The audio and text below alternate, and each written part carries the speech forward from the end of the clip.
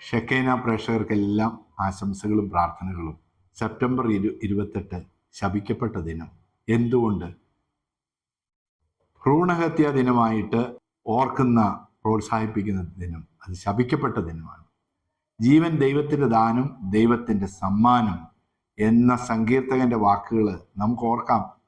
ജീവൻ മനുഷ്യരുടെ കണ്ടുപിടുത്തമല്ല, ദൈവത്തിൻ്റെ ദാനമാണ്, ദൈവത്തിൻ്റെ സമ്മാനമാണ്. ജീവനെ നശിപ്പിക്കുന്നവനെ ദൈവവും നശിപ്പിക്കുമെന്ന് നമ്മെ വചനം പഠിപ്പിക്കുന്നുണ്ട്.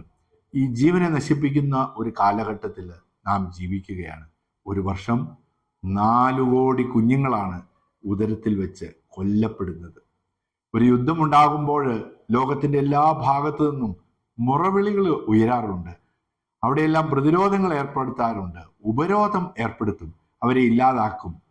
എന്നാൽ 4 കോടി കുഞ്ഞുങ്ങൾ ഒരു വർഷം കൊല്ലപ്പെടുന്നുണ്ടെങ്കിൽ അതിനെതിരെ ശബ്ദം ഉയർത്താൻ ആരുമില്ല എന്നുള്ള ഏറ്റവും വേദന നിറഞ്ഞ ഒരു അവസ്ഥയാണ് സംജാതമായിട്ടുള്ളത്. നമുക്ക് ഉണരേണ്ട സമയമാണ്. ജീവന് വേണ്ടി പ്രവർത്തിച്ച വലിയ വിശുദ്ധരെയും പ്രേക്ഷിതരെയും നമുക്ക് ഓർക്കാം. ജീവന് വേണ്ടി നമുക്ക് ജീവിക്കാം. എങ്ങനെയാണ് നമുക്ക് ജീവനെ സ്നേഹിക്കാൻ സാധിക്കുന്നത്? ഒന്ന്, ഭ്രൂണഹത്യക്കെതിരായിട്ട് ശക്തമായിട്ടുള്ള പ്രചരണം നടത്തുക. ഞാൻ ഒരു ഇടവകയിൽ ചെന്നപ്പോൾ എന്നെ അത്ഭുതപ്പെടുത്തി. ഇടവക ദേവാലയത്തിന് മുൻപിൽ ഒരു കല്ലറ. ആ കല്ലറ ഞാൻ ഓർത്തു, ഇതിന് പള്ളിയുടെ മുമ്പിൽ ഒരു കല്ലറയോ? സെമിത്തേരിയിലല്ലേ കല്ലറ? അതിന് മുകളിൽ എഴുതി വെച്ചിരിക്കുകയാണ്, ശബ്ദിക്കാൻ കഴിയാത്തവരുടെ ഓർമ്മയ്ക്കായി, ശബ്ദിക്കാൻ കഴിയാത്തവരുടെ ഓർമ്മയ്ക്കായി, ജീവൻ നഷ്ടപ്പെട്ടു പോയവരുടെ ഓർമ്മയ്ക്കായി. ജീവൻ നഷ്ടപ്പെട്ടു പോയവരെ ഭ്രൂണഹത്യ കൊണ്ട് ശബ്ദിക്കാൻ കഴിയാത്തവരായിട്ട് മരിച്ചുപോയ ജീവനെ ഓർത്തുകൊണ്ട് ഒരു കല്ലറ പള്ളിയുടെ മുമ്പിൽ എൻ്റെ ഓർമ്മയിൽ എന്ന് നിൽക്കുക. നമുക്ക് ജീവന് വേണ്ടി നിലനിൽക്കണം, ജീവനെ പ്രോത്സാഹിപ്പിക്കണം.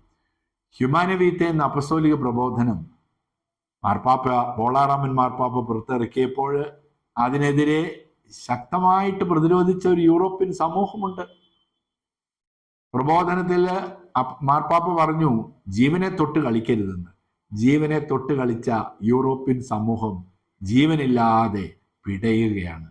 ഇന്ന് അവർ ജീവനില്ലാതെ പിടയുകയാണ്. ലോകത്തിന്റെ എല്ലാ ഭാഗത്തു നിന്ന് ആളുകളെ കൊണ്ടുവരികയാണ് തൊഴിലിനായിട്ട്, ജീവിക്കാനായിട്ട്. തീർന്നുപോയി യൂറോപ്യൻ സമൂഹത്തിന്റെ ഒരു ക്രിസ്തീയ സംസ്കാരം തുടച്ചു മാറ്റപ്പെടുക. എന്തുകൊണ്ട്? ഹ്യൂമാന വീത്തെ എന്ന അപ്പസ്തോലിക പ്രബോധനം അഗ്നിക്കിരയാക്കിയതിന് ദൈവം കൊടുക്കുന്ന കനത്ത ശിക്ഷ. ജീവനെ സ്നേഹിക്കാത്ത ഒരു സമൂഹത്തിന് ദൈവം നൽകുന്ന മുന്നറിയിപ്പ്, അത് നമുക്ക് ഓരോരുത്തർക്കും ഉള്ളതാണ്. അതുകൊണ്ട് നമുക്ക് എങ്ങനെയാണ് ജീവനെ സ്നേഹിക്കാൻ സാധിക്കുക? ഭ്രൂണഹത്യക്കെതിരായിട്ട് ശക്തമായ പ്രചരണം നടത്തുക.